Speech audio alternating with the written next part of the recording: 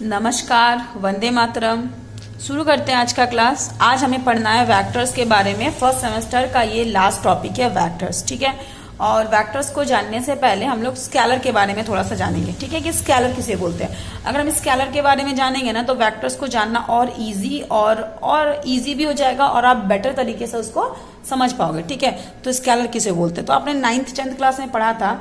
Hindi medium वाले अदिश राशि सदिश राशि के बारे में पढ़े हैं। इंग्लिश मीडियम वाले भी स्केलर एंड वेक्टर्स के बारे में पढ़ चुके हैं कि ऐसा क्वांटिटी जिसमें मैग्नीट्यूड और डायरेक्शन दोनों होता है वो वेक्टर कहलाता है, और ऐसा क्वांटिटी जिसमें मैग्नीट्यूड सिर्फ होता है डायरेक्शन नहीं होता है वो स्केलर कहलाता है। मतलब ऐसा क्वांटिटी सिर्फ क्या, ऐसा क्वांटिटी ऐसी राशियां जिनमें सिर्फ क्या होंगी, तो सिर्फ मैग्नीट्यूड होगा, डायरेक्शन नहीं होगा, तो ऐसे क्वांटिटी को हम लोग क्या बोलते हैं, स्केलर बोलते हैं। और ऐसा क्वांटिटी जिनमें मैग्नीट्यूड भी होगा साथ ही साथ डायरेक्शन भी होगा, तो ऐसे क्वांटिटी को हम लोग क्या बोलते हैं, तो ऐसे क्वांटिटी को हम लोग वेक्टर्स बोलते हैं। अगर दोनों है, मैग्नीट्यूड भी है और डायरेक्शन भी है। जैसे मान लीजिए आपने काम किया, तो आपने काम किया तो किस डायरेक्शन में काम किया, तो ये आपका हो जाएगा वेक्टर।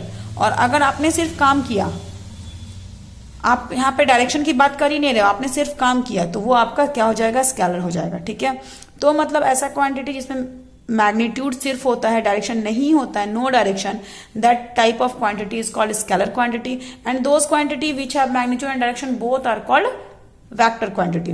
जैसे हम लेंथ की बात करें, mass, distance, speed, time, work, ये सारे हमारे कैसे क्वांटिटीज है, this all are scalar quantity. And vector quantity displacement, velocity, acceleration, force, weight, momentum etcetera, ठीक है। तो ये सारे हमारे वेक्टर क्वांटिटी हैं और ये सारे हमारे स्केलर क्वांटिटी हैं। मतलब आप बोल सकते हो स्केलर में क्या होता है ना, डायरेक्शन नहीं होता है, सिर्फ मैग्नीट्यूड होता है। और वेक्टर्स में क्या होता है, मैग्नीट्यूड और डायरेक्शन दोनों होता है। जैसे आप किसी बॉडी को डिस्प्लेस करोगे, तो डिस्प्लेस इन विच डायरेक्शन, मान लीजिए कोई भी बॉडी है आपका, आप उसको डिस्प्लेस करते हो, तो क्वेश्चन ये उठता है कि आपने उसको डिस्प्लेस किया तो किस डायरेक्शन में किया, नॉर्थ में किया, साउथ में किया, ईस्ट में किया, वेस्ट में किया। तो जब भी हम डिस्प्लेसमेंट की बात करते हैं, it already have some direction also, इसके पास कुछ डायरेक्शन भी होता है, ठीक है। बट हम डिस्टेंस की बात करते हैं ना, तो सिर्फ वो लेंथ की बात करता है। जैसे मान लीजिए यहां से यहां तक का डिस्टेंस किया, तो वो सिर्फ लेंथ की बात कर रहा है, इसमें डायरेक्शन इंक्लूडेड नहीं है, ठीक है। लेकिन अगर हम डिस्प्लेसमेंट की बात कर रहे हैं कि ये यहां से यहां तक गया, इसका मतलब क्या, स्टार्टिंग में यहां पे था, एंड में यहां पे गया, मतलब कि इस डायरेक्शन में गया। तो डिस्प्लेसमेंट की बात करते हैं तो डायरेक्शन इंक्लूडेड है, बट जब हम बात करते हैं डिस्टेंस की तो डायरेक्शन इंक्लूड नहीं है, ठीक है। वेक्टर को हम रिप्रेजेंट करते हैं या तो बोल्ड लेटर से या फिर इस एरो से, ठीक है। A vector is represented by either bold letter और दिस एरो। इस बोल्ड लेटर से रिप्रेजेंट करो या फिर इस एरो से रिप्रेजेंट करो, ठीक है। जैसे एग्जांपल मान लीजिए पी वेक्टर को दिखाना है, तो या तो आप पी के ऊपर ये बार लगाओ, वेक्टर का साइन होता है ये, ठीक है, ये वेक्टर का साइन होता है। और या फिर आप सिंपली लिखो, आप बोलोगे मैम स्केलर को दिखाना हो तो स्केलर पी को दिखाना है तो बस पी लिख दो, ठीक है। जैसे नॉर्मली हम लोग मैट्रिक्स कैसे रिप्रेजेंट करते हैं, capital A, capital B, capital C, बस उसी तरीके से वो आपका स्केलर हो जाएगा। लेकिन अगर आपको वेक्टर दिखाना है तो ये डायरेक्शन का साइन लग जाता है, ठीक है। द लेंथ और distance of a vector is described bye modulus. जैसे मान लीजिए आपको सिर्फ लेंथ दिखाना है, आपको डायरेक्शन नहीं दिखाना, ठीक है। ऐसे मान लीजिए कि आपका ये ए बी है, ये आपका इनिशियल पॉइंट है, ये आपका टर्मिनल पॉइंट है। मतलब यहाँ इनिशियल मतलब यहाँ से स्टार्ट करता, टर्मिनल मतलब एंड पॉइंट, ठीक है। ये ए से बी की ओर गया, तो ए से बी की ओर गया है तो इसका डायरेक्शन क्या है, ए टू बी। लेकिन मुझे डायरेक्शन का नहीं चाहिए, मुझे इसका सिर्फ लेंथ चाहिए कि ए से बी का लेंथ क्या है। तो अगर आप ए बी का सिर्फ लेंथ का बात कर रहे हो, मतलब ए बी और वेक्टर तो ए बी तो हमारा वेक्टर है क्योंकि इसके पास मैग्नीट्यूड भी है। मैग्नीट्यूड कितना है, लेंथ आपका इतना है, तो ये आपका मैग्नीट्यूड हो जाएगा। और डायरेक्शन कैसा है, तो ए टू बी, ए से बी की ओर जा रहा, तो मैग्नीट्यूड भी है और डायरेक्शन भी है। इसका मतलब कि ये आपका क्या हो जाएगा, तो ये आपका वेक्टर है। तो वेक्टर है तो आप इसको सिर्फ लेंथ कैसे दिखाओगे, क्योंकि लेंथ का मतलब हो जाता है मैग्नीट्यूड, तो आप सिर्फ मैग्नीट्यूड कैसे दिखाओगे, वेक्टर है तो उसके पास मैग्नीट्यूड भी है और डायरेक्शन भी है। अगर वो वेक्टर है तो उसके पास मैग्नीट्यूड भी है और डायरेक्शन भी है, ठीक है। तो आप कैसे दिखाओगे, आप ओनली मैग्नीट्यूड कैसे दिखाओगे, उसके पास तो दोनों है, मैग्नीट्यूड भी है और डायरेक्शन भी है। तो सिर्फ आपको मैग्नीट्यूड दिखाना है तो आप उस टाइम पे क्या करोगे, ए बी का वेक्टर करके फिर मॉड। तो ये मॉडुलस से हम लोग क्या दिखाते हैं, लेंथ, ठीक है। मॉडुलस से हम लोग लेंथ दिखाते हैं। पोजीशन वेक्टर, ठीक है। पोजीशन वेक्टर किसको बोलते हैं, मैं आपको सिंपल वर्ड्स में बता देती हूं कि जब किसी भी वेक्टर का इनिशियल पॉइंट ओरिजिन हो और टर्मिनल पॉइंट कुछ भी हो तो वैसे वेक्टर को पोजीशन वेक्टर बोलते हैं। या फिर जब किसी भी वेक्टर का डिस्टेंस बोलो, डिस्प्लेसमेंट बोलो, या फिर जो भी हम उसका लेंथ देखते हैं वो अगर ओरिजिन से देखें, मतलब उसका बेस कहाँ हो, ओरिजिन हो, तो उसको हम लोग क्या बोलते हैं, पोजीशन वेक्टर बोलते हैं। Let P be any point on space, P कोई पॉइंट है स्पेस में पॉइंट है, मतलब पी का कोऑर्डिनेट क्या हो जाएगा, एक्स वाई जेड। ठीक है, पी कोऑर्डिनेट क्या हो जाएगा, एक्स वाई जेड। तो पी मान लेते हैं कोई पॉइंट है स्पेस में जिसका कोऑर्डिनेट है एक्स वाई जेड। पी का कोऑर्डिनेट क्या है, एक्स वाई जेड। ठीक है, with respect to some fixed point origin this, मतलब कि जब हम किसी भी वेक्टर का कोऑर्डिनेट, डिस्टेंस, जो भी बोलो, लेंथ, वो अगर हम देखते हैं ओरिजिन से, ठीक है, ओरिजिन से, या फिर ऐसे बोल सकते हैं कि अगर कोई भी वेक्टर का इनिशियल पॉइंट ओरिजिन है, तो अगर किसी वेक्टर का इनिशियल पॉइंट ओरिजिन है तो फाइनल पॉइंट भी कुछ ना कुछ तो होगा, टर्मिनल पॉइंट भी कुछ ना कुछ होगा। तो जब भी किसी वेक्टर को हम लोग ओरिजिन से देखते हैं तो ये हमारा कहलाता है पोजीशन वेक्टर। ठीक है, इसका रिप्रेजेंटेशन कैसे होता है, तो वही चीज लिखे हैं कि पी कोई पॉइंट है स्पेस में और किसके रेस्पेक्ट में, तो ओरिजिन के रेस्पेक्ट में। तो वो जो ओपी बनेगा, ओपी मतलब ओ से स्टार्ट कर रहा है, पी पे खत्म कर रहा है, तो इस ओपी को हम लोग बोलेंगे पोजीशन वेक्टर। ठीक है, जो स्टार्ट कर रहा है, O is the initial point, O starting point है और पी मेरा टर्मिनल पॉइंट है। ठीक है, आगे बढ़ते हैं। फिर आप देख सकते हो यहाँ मैंने एक डायग्राम बनाया है, ये आपका एक्स एक्सिस, ये आपका वाई एक्सिस, ये आपका जेड एक्सिस, ये आपका point P x Y z, ये आपका ओ 0 0 0, ओ मतलब ओरिजिन। मान लेते हैं दिस ओपी का लेंथ क्या है, आर है। ठीक है, इस ओपी का लेंथ क्या है, आर है। तो आपको पता है ये आर किस रूप में होगा, मैं आपको बताती हूँ। जो एक्स एक्सिस होता है ना, तो एक्स एक्सिस का अगर वेक्टर लिखना हो तो हम लोग का यहाँ पर आई यूनिट वेक्टर लेते हैं। ये हमारा यूनिट कैप, ये जो कैप दिए हैं, ये कैप हमारा यूनिट वेक्टर का साइन है। इसके बारे में मैं आपको आगे बताऊंगी। ठीक है, आप इतना जानो कि एक्स एक्सिस के कॉरेस्पॉन्डिंग जो वेक्टर होता है वो हमारा आई होता है, वाई एक्सिस के कॉरेस्पॉन्डिंग जो वेक्टर होता है वो मेरा जे होता है, और जेड एक्सिस के कॉरेस्पॉन्डिंग जो वेक्टर होता है वो मेरा, मतलब एक्स एक्सिस के पार्ट को हम लोग एक्स एक्सिस के लेंथ को मान लीजिए ये आर इक्वस टू क्या हो जाएगा, ये वेक्टर आर इक्वस टू क्या हो जाएगा, तो ये एक्स एक्सिस में एक्स तक गया, वाई एक्सिस में वाई तक गया, जेड एक्सिस में जेड तक गया। तो ये तो मेरा स्केलर पार्ट है। इसको हम वेक्टर कैसे बनाएं, तो इसको हम वेक्टर कैसे बनाएंगे, एक्स में हम लोग आई लगाएंगे यूनिट वेक्टर, प्लस वाई में हम लोग यूनिट वेक्टर जे लगाएंगे, प्लस जेड में हम लोग यूनिट वेक्टर के लगाएंगे। तो ये हमारा आर का मतलब क्या, ओपी। आर का मतलब क्या, ओपी। मतलब ये ओपी वेक्टर का मतलब क्या है, इस ओपी वेक्टर का मतलब है आर वेक्टर, और आर वेक्टर का मतलब क्या है, x i plus y j plus z के। क्यों ये क्यों हो गया, पी का कोऑर्डिनेट एक्स वाई जेड था ना, एक्स वाई जेड था ना, तो एक्स वाई जेड। ठीक है, तो ये आपका स्केलर कंपोनेंट है, इसको हम लोग क्या बोलते हैं, स्केलर कंपोनेंट। और ये एक्स आई वाई जे जेड के, इसको हम लोग क्या बोलते हैं, वेक्टर कंपोनेंट। अगर इसी क्वेश्चन में आपसे पूछा जाए कि इसका स्केलर कंपोनेंट क्या होगा, स्केलर कंपोनेंट ऑफ आर, ठीक है, आर का स्केलर कंपोनेंट, तो ये हो जाएगा x comma y comma z. लेकिन यही अगर मैं आपसे पूछूं कि इस एक्स का वेक्टर कंपोनेंट क्या होगा, तो वेक्टर कंपोनेंट ऑफ आर, तो x की जगह में आप लिखोगे एक्स आई कॉमा, वाई की जगह में लिखोगे वाई जे कॉमा, जेड की जगह में जेड के, क्योंकि ये आप यहाँ पे से आपका मैग्नीट्यूड है, डायरेक्शन नहीं है। लेकिन जैसे ही हम लोग यूनिट वेक्टर लगा देते हैं आई जे के, तो इसके पास हमारा डायरेक्शन भी आ जाता है। तो x इसका मैग्नीट्यूड है और ये इसका डायरेक्शन है, तो मैग्नीट्यूड और डायरेक्शन दोनों मिलकर ये क्या बन गया, वेक्टर बन गया। तो इस आर का वेक्टर कंपोनेंट एक्स आई कॉमा वाई जे कॉमा जेड के। ठीक है, अब अगर मान लीजिए इस ओपी का लेंथ निकालना है, तो लेंथ का मतलब क्या होता है, मॉडुलस। तो मॉडुलस कैसे निकालते हैं, तो आपको पता है ये ओपी, ठीक है, आप ऐसे भी देख सकते हो, ये आपका ओ है, ये आपका पी है। ठीक है, तो ओपी, तो ओपी का मतलब क्या हो जाएगा, तो हम लोग इसको इसका डिस्टेंस कैसे निकालते थे, डिस्टेंस फॉर्मूला थोड़ा सा याद कीजिए। तो डिस्टेंस फॉर्मूला में क्या था, x माइनस 0 का whole square plus Y minus 0 का whole square plus Z minus 0 का होल स्क्वायर, यही था ना। ठीक है, तो इस तरीके से हमारा यहाँ पे हम लोगों ने लिखा x माइनस जीरो का square plus Y minus zero का square plus Z minus zero का स्क्वायर, ये X square plus Y square plus Z square का अंडर रूट। ठीक है, तो इस तरीके से पोजीशन वेक्टर समझ में आ गया। जब हम लोग ऑरिजिन से किसी का लेंथ देखते हैं तो उसको हम लोग क्या बोलते हैं, पोजीशन वेक्टर बोलते हैं। और पोजीशन वेक्टर को हम लोग आर से दिखाते हैं, जो कि x i plus y j plus z के होता है। ठीक है, वो डिपेंड करेगा डिफरेंट डिफरेंट क्वेश्चंस में। चलिए, scalar component vector component clear है। स्केलर कंपोनेंट किसको बोलते हैं, तो सिर्फ जो भी आपका कोऑर्डिनेट है, ठीक है, जो भी आपका coordinate like x Y z, तो ये एक्स वाई जेड आपका स्केलर कंपोनेंट है। वेक्टर कंपोनेंट में क्या हो जाएगा, एक्स में आई लगा, वाई में जे लगा और जेड में के लगा। Direction cosines of a vector, ठीक है, किसी भी वेक्टर का डायरेक्शन कोसाइंस क्या होता है। तो डायरेक्शन कोसाइन जानने से पहले आपको जानना पड़ेगा डायरेक्शन रेशियोज के बारे में। ये आपका एक्स एक्सिस है, ये आपका वाई एक्सिस है, ये आपका जेड एक्सिस है। ये आपका ओपी एक लाइन है जिसका पोजीशन वेक्टर आर है।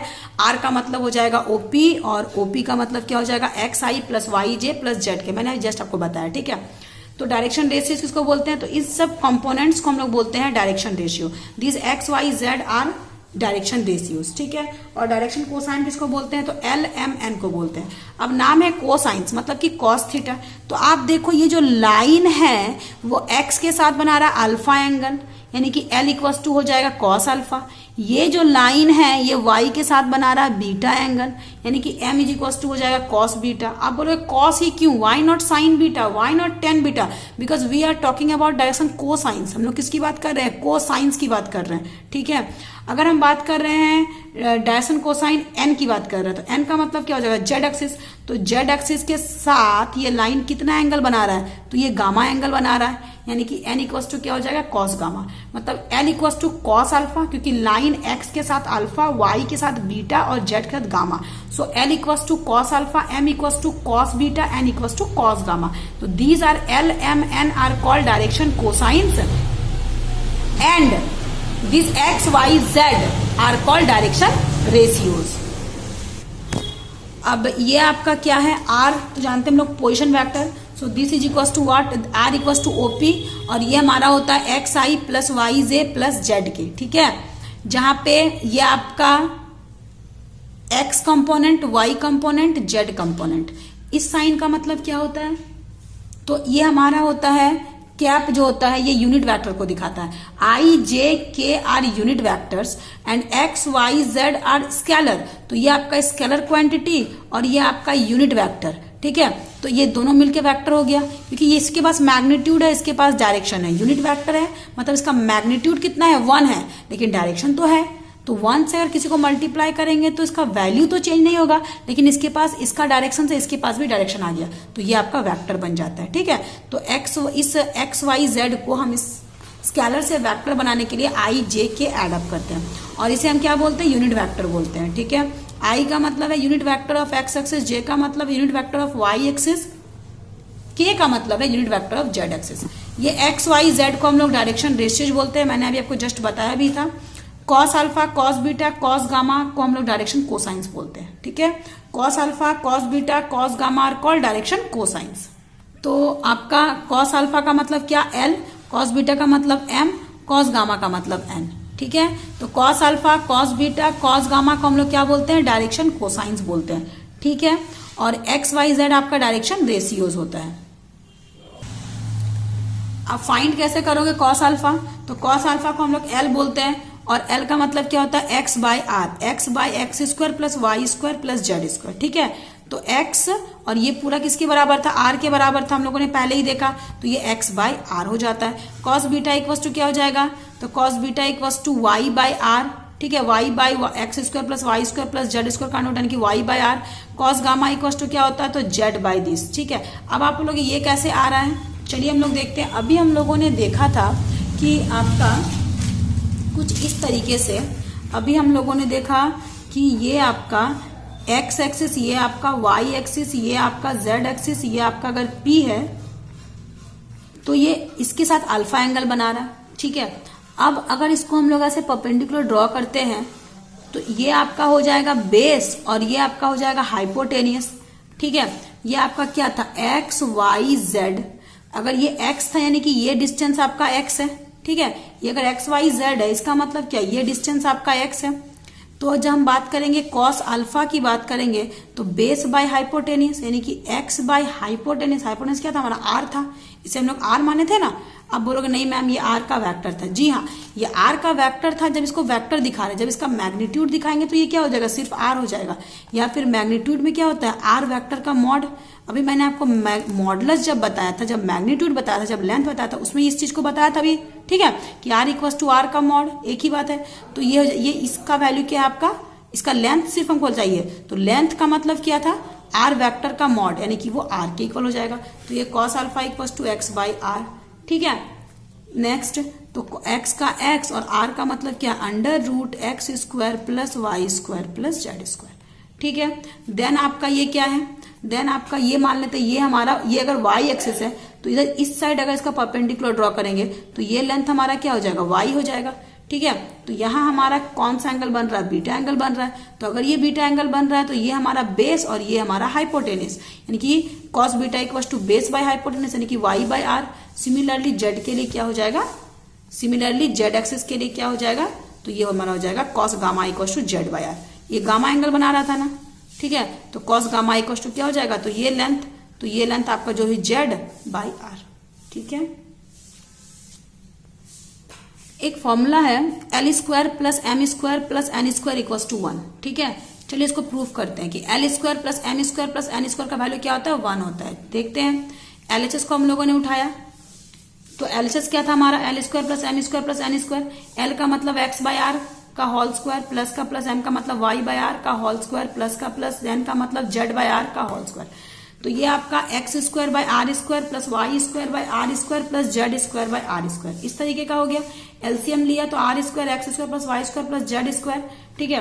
अब हमारा आर स्क्वायर का मतलब क्या, तो अगर आर का मतलब है x square plus Y square plus Z square का अंडर रूट, तो आर स्क्वायर का मतलब रूट तो हट जाएगा, तो आपका इतना हो जाएगा, ठीक है। तो ऊपर भी x square plus Y square plus Z square, नीचे भी x square plus Y square plus Z square, ये कैंसिल हो जाएगा ना, बोथ सेम है। तो क्या आ जाएगा, 1 is equal to r, proved, ठीक है। तो इस तरह से आप याद रखना, l square plus M square plus N square का वैल्यू क्या होता है, 1 होता है। तो अगर l square plus M square plus N square का वैल्यू अगर 1 है तो हम बोल सकते हैं ना एक और फॉर्मूला, क्या बोल सकते हैं, हम इसको ऐसे भी बोल सकते हैं कि कॉस स्क्वायर अल्फा, एल का मतलब है कॉस अल्फा, तो cos square alpha plus cos square beta plus cos square gamma, इसका वैल्यू भी क्या हो जाएगा, 1। तो आप इसको 1 बोलिए या फिर इसको 1 बोलिए, बात बराबर है, ठीक है। चलिए हम लोग देखते हैं types of vectors. Types of vector, vectors ना बहुत टाइप के होते हैं, तो क्या क्या होता है चलिए उनको देखते हैं हम लोग। सबसे फर्स्ट हमारा जीरो वेक्टर, ठीक है। जीरो वेक्टर को हम लोग नल वेक्टर भी बोलते हैं, it is also called null vector. Zero vector is also called what, null vector. किसको हम लोग नल वेक्टर बोलते हैं, तो एक ऐसा वेक्टर जिसका इनिशियल और टर्मिनल पॉइंट कोइंसाइड करे। मतलब कहने का मतलब, मान लीजिए कि ए वेक्टर, मतलब ये स्टार्ट भी, ये मान लीजिए वेक्टर ए है, स्टार्ट भी यहीं पे किया और खत्म भी यहीं पर कर गया। तो आप देखो, अगर ये स्टार्ट यहीं से किया, खत्म यहीं पर कर गया, तो इसका लेंथ क्या बचा, कुछ भी नहीं, 0। ये कुछ डिस्टेंस कवर ही नहीं किया, स्टार्ट भी यहीं से किया और एंड भी यहीं पर कर गया, ठीक है। स्टार्ट ए से किया और एंड भी ए पे कर गया, तो इसको हम लोग, ऐसे वेक्टर्स को हम लोग क्या बोलते हैं, जीरो वेक्टर। सपोज हम बात करेंगे बी वेक्टर, तो start, initial point, terminal point, तो ऐसे वेक्टर्स को हम लोग बोलते हैं जीरो वेक्टर, और इसको हम लोग नल वेक्टर के नाम से भी जानते हैं। और जीरो वेक्टर को डिनोट करते हैं इस तरीके से, जीरो का वेक्टर, ठीक है, जीरो का वेक्टर। नेक्स्ट आते हैं हम लोग यूनिट वेक्टर में, ठीक है। यूनिट वेक्टर किसको बोलते हैं, तो यूनिट वेक्टर एक वेक्टर जिसका मैग्नीट्यूड यूनिटी है, यूनिटी यानी कि 1, वैसे वेक्टर को हम लोग क्या बोलते हैं, यूनिट वेक्टर। मतलब एक ऐसा वेक्टर जिसका मैग्नीट्यूड कितना है, 1 है, 1 यूनिट, वैसे वेक्टर्स को हम लोग बोलते हैं यूनिट वेक्टर, ठीक है। इसको डिनोट कैसे करते हैं, मान लीजिए एक कोई यूनिट वेक्टर, तो ए के ऊपर कैप, हमेशा याद रखना है यूनिट वेक्टर के ऊपर हम लोग क्या लगाते हैं, कैप लगाते हैं। और यूनिट वेक्टर का मैग्नीट्यूड क्या होता है, तो यूनिट वेक्टर का मैग्नीट्यूड हमेशा 1 होता है, ठीक है। यूनिट वेक्टर निकालते कैसे हैं, तो जैसे मान लीजिए ए कोई वेक्टर है, यहाँ पे if A B any vector, A कोई वेक्टर है। अच्छा आप ना यहाँ पे ए वेक्टर मत मानो, हम लोग ए का यूनिट निकाले ना, आप इसको मानो एन का यूनिट वेक्टर, ठीक है। हम लोग यूनिट वेक्टर किसको बोलते हैं, एक ऐसा वेक्टर जिसका मैग्नीट्यूड क्या होता है, यूनिटी होता है, मतलब कि 1 यूनिट होता है, उसको हम लोग क्या बोलते हैं, यूनिट वेक्टर बोलते हैं, इसको डिनोट करते हैं एन का यूनिट वेक्टर, ठीक है। अब मान लीजिए कि ए कोई वेक्टर है, if A B any vector then a vector है, नॉर्मल वेक्टर है, इसका मैग्नीट्यूड 1 नहीं है, देन ए के ऊपर कैप लगाएंगे तो इसको हम लोग क्या बोलेंगे, यूनिट वेक्टर, ठीक है। तो अगर ए कोई वेक्टर है तो ए के ऊपर जो हम लोग कैप लगाएंगे इसको हम लोग क्या बोलेंगे, यूनिट वेक्टर बोलेंगे, ठीक है, यूनिट वेक्टर बोलते हैं। चलिए एक क्वेश्चन है कि ये आपका नॉर्मल वेक्टर, जैसे ए कोई वेक्टर था ना वैसे ही ये कोई वेक्टर है, इसका निकालना यूनिट वेक्टर। चलिए निकालते हैं, बड़ा इजी है, ध्यान दीजिएगा। वेक्टर ए आपका क्या है, 2i प्लस जे माइनस के, ठीक है। इसका यूनिट वेक्टर निकालना है, ए कैप निकालना है, मतलब इसका वेक्टर बाय इसका मैग्नीट्यूड। तो वेक्टर क्या है, 2i plus j minus k bye mod, तो मॉड मतलब ये हो जाएगा मेरा 2 का स्क्वायर प्लस जे का आई का कॉफिशिएंट 2 तो 2 का स्क्वायर प्लस का प्लस जे कॉफिशिएंट 1 तो 1 का स्क्वायर, देन प्लस के का कॉफिशिएंट -1 तो -1 का स्क्वायर का under root. So this is equals to आपका हो जाएगा 2i plus j minus k by 4 + 1 5 + 1 6, तो ये हो जाएगा 6 का रूट। आप इसको इतने में भी छोड़ सकते हो या फिर देयरफॉर आप a का कैप इज इक्वल्स टू लिख सकते हो 2/√6 2/√6i, ठीक है, then plus 1/√6 1/√6j, then minus 1/√6 के आंसर, ठीक है। तो इस तरीके से ये हमारा क्या हो जाएगा, यूनिट वेक्टर हो जाएगा। क्लियर। चलिए नेक्स्ट आपका है को इनिशियल वेक्टर, बड़ा ही इजी है। को initial vector, two or more vectors have the same initial points are called coinitial vector. जैसे मान लीजिए एक वेक्टर है ये और एक वेक्टर है ये मान लेते हैं वेक्टर ए है, ये मान लेते हैं वेक्टर बी है, ठीक है। मतलब इसको आप ए वेक्टर मान लीजिए, इसको आप बी वेक्टर मान लीजिए। तो ये आपके दो वेक्टर है, दोनों का इनिशियल पॉइंट सेम है ना।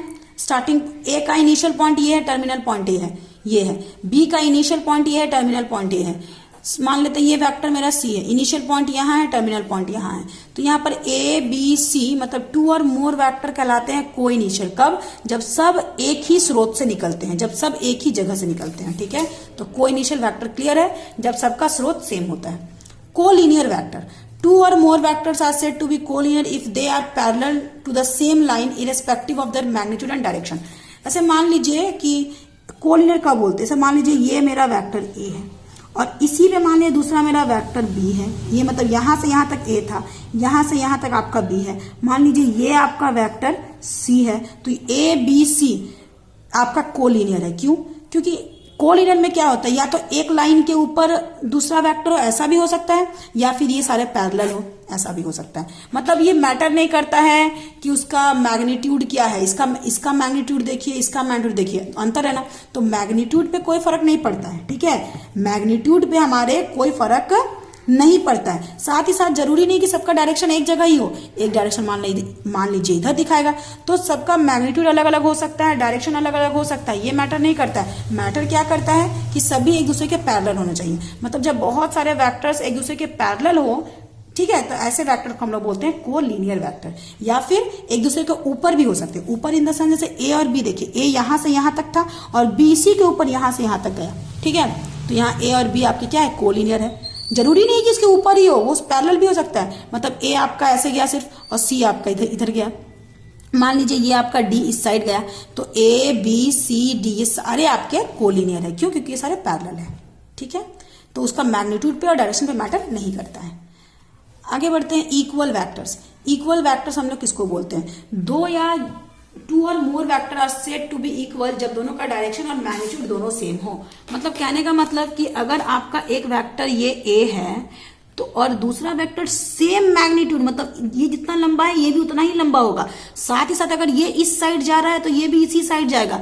तो दो वेक्टर को हम लोग बोलते हैं इक्वल कब, जब दोनों का मैग्नीट्यूड और डायरेक्शन दोनों इक्वल हो। मतलब दोनों का दिशा भी एक हो और दोनों का लेंथ भी एक हो। तो ऐसे वेक्टर्स को हम लोग क्या बोलते हैं, इक्वल वेक्टर। और उसको हम लिखते कैसे हैं, वेक्टर ए बराबर वेक्टर बी, ठीक है। नेक्स्ट हमारा है नेगेटिव ऑफ अ वेक्टर। तो नेगेटिव ऑफ अ वेक्टर क्या है, बड़ा इजी है, ध्यान दीजिएगा। A vector whose magnitude is the same as that of a given vector but direction is opposite to that of it. कहने का मतलब है कि मान लीजिए ये एक वेक्टर ए है, इसका लेंथ इतना है, और ये एक वेक्टर बी है। आप नोटिस करो ए और बी दोनों का लेंथ सेम है, ठीक है, लेकिन ए का जो डायरेक्शन है बी उसका बिल्कुल अपोजिट है। तो जब दो वेक्टर्स का लेंथ सेम हो लेकिन दोनों का डायरेक्शन अपोजिट हो तो उसको बोलते हैं पहला वाला दूसरे वाले के नेगेटिव है या दूसरा वाला पहले वाले के नेगेटिव है। मतलब हम यहाँ पे बोल सकते हैं vector a is equal to minus of vector b, मतलब ए बी का नेगेटिव है, या फिर आप बी इज इक्वल टू लिख सकते हो माइनस ऑफ ए। इसी को हम लोग बोलते हैं negative of a vector. Clear? जब दोनों का लेंथ सेम हो, मैग्नीट्यूड सेम हो, लेकिन डायरेक्शन अपोजिट हो। Like vectors, two vectors are said to be like if their direction will be same। दो वेक्टर्स को हम लोग लाइक कब बोलते हैं? जब दोनों का डायरेक्शन सेम। आप देखो ए वेक्टर है, ये आपका बी वेक्टर है, इन दोनों वेक्टर्स का आपका डायरेक्शन क्या है? सेम है, ठीक है। मुझे फर्क नहीं पड़ता है दोनों का मैग्नीट्यूड क्या है, लेकिन दोनों का डायरेक्शन क्या है? सेम है। तो ऐसे वेक्टर्स को हम लोग क्या बोलते हैं? लाइक वेक्टर्स बोलते हैं, ठीक है। सिमिलरली अनलाइक कब होता है? जब दो वेक्टर्स का डायरेक्शन अपोजिट हो।